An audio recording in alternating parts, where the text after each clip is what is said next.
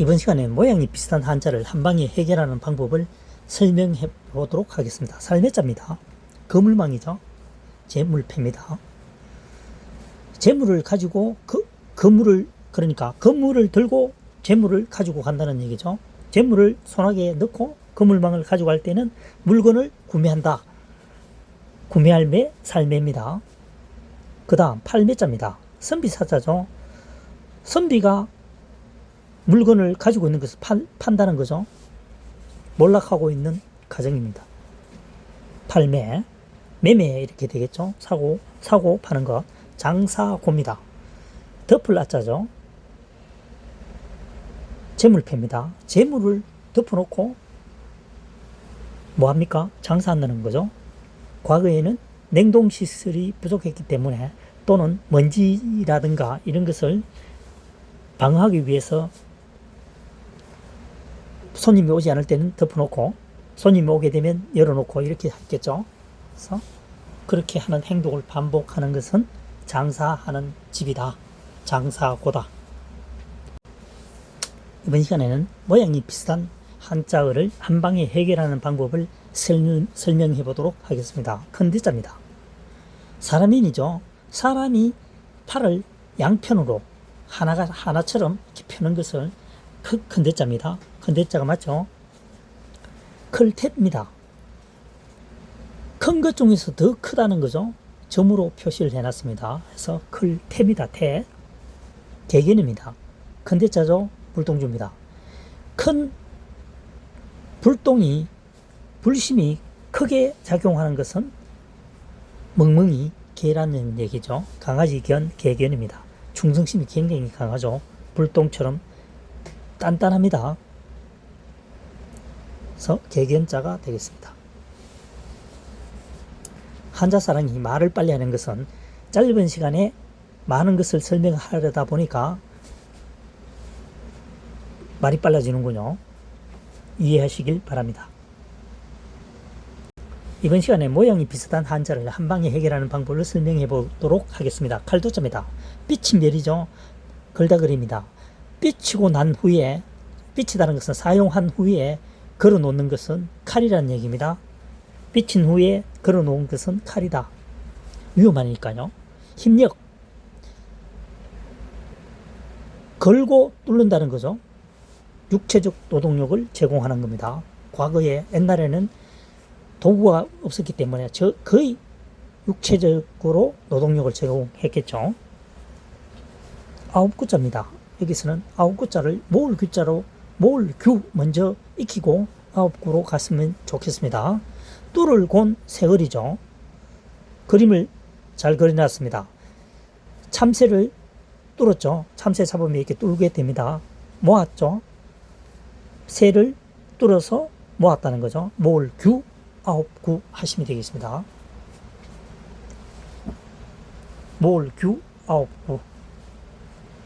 이번 시간에는 모양이 비슷한 한자를 가지고 한 방에 해결하는 방법을 설명해 보도록 하겠습니다. 정성환 또는 복종할 복입니다.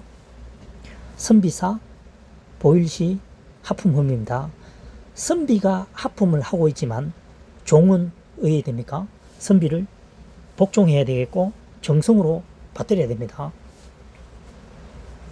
노예는 인간 이하의 대우를 받았던 시절을 생각하시면 됩니다.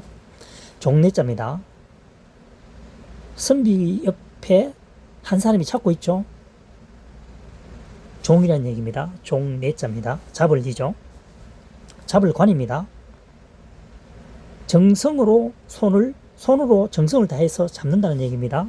잡을 관입니다. 한자사랑이 말을 빨리 하는 이유는 성격이 급해서가 아니고 짧은 시간에 많은 것을 설명하다 보니까 말이 빨라지는 거죠.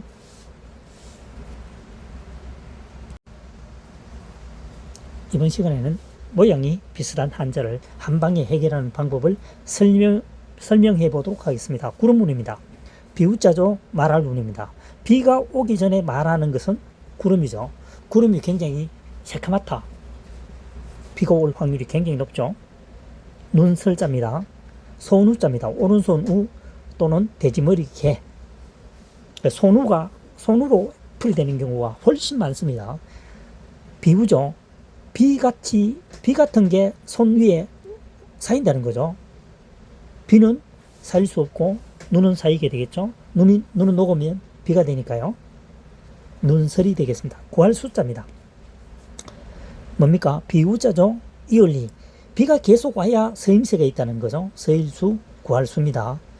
비가 조금 오면 가뭄에 전혀 해결이 되지 않습니다. 비가 충분히 와야만이 가뭄에 해결된다.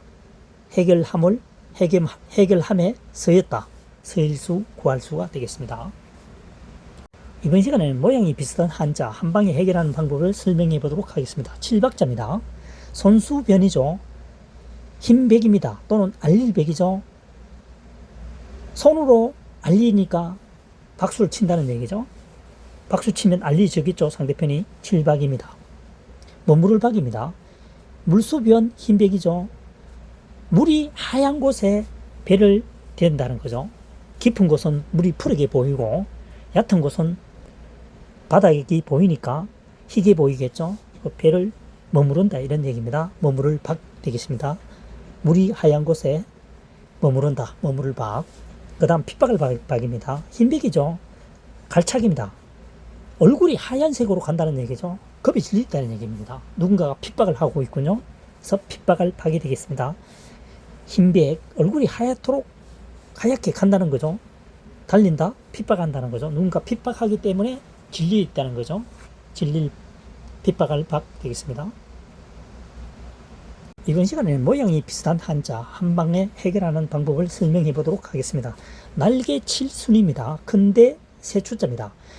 보통 새가 먹이를 먹고 할 때는 날개를 접죠. 네, 날개를 크게 한다는 것은 날아갈 때죠. 그래서 날개 칠순이 되겠습니다. 두 번째 떨칠분입니다. 날개를 칠죠. 날개 칠순 밭전. 밭에서 날개를 칠 때는 떨쳐 날아간다는 얘기입니다. 떨칠분입니다. 어떤 상태에서 창공으로 날아가는 떨치는 그런 상황입니다. 떨칠분입니다. 그 다음 빼앗을 탈입니다. 날개 칠순이죠. 마디촌. 이때는 손을 의미합니다. 새니까 뭡니까? 발톱을 의미하겠죠. 발톱을 날개 칠 때는 뭡니까? 뭔가 빼앗을 때입니다. 탈취하다. 빼앗을 탈이 되겠습니다. 빼앗을 탈. 한자사랑이 이렇게 말을 빨리 하는 이유는 성격이 급해서가 아니고 1분 안에 1분을 목표로 해서 이 한자의 세계를 설명하다 보니까 내가 생각해도 신기하게 말이 굉장히 빨라집니다. 그래서 말이 빨라진 이유가 처음으로 동영상에 얘기를 하게 되는군요. 양해를 부탁드리겠습니다. 이번 시간에는 모양이 비슷한 한자를 한 방에 해결하는 방법을 설명해 보도록 하겠습니다. 언덕아자입니다. 또는 알랑거리다 아. 여기서는 알랑거리다 아로 먼저 기억하시면 좋겠습니다. 언덕부죠. 오를가. 언덕을 올라가면 어떻게 됩니까? 고개가 끄덕끄덕하죠. 그래서 항상 옳다라고 하니까 알랑거리다 아 언덕아가 되겠습니다. 그 다음 두 번째 어찌 하자입니다. 사람인 변 오를가. 사람이 항상 옳은 말을 할 수는 없죠. 가끔 실수를 할 수도 있다는 얘기죠. 그래서 어찌 하자입니다. 사람이 어찌 항상 옳은 말만 할 수 있겠느냐. 옳은 말만 할 수 있으면 좋겠습니다. 물하자입니다. 물이 물수변이죠. 오를가자입니다. 물이 올바르게 사용될 때는 물로 사용되는 게 가장 좋겠죠. 이물질이 혼합되지 않는 순수한 물 말이죠. 그래서 물하자가 되겠습니다.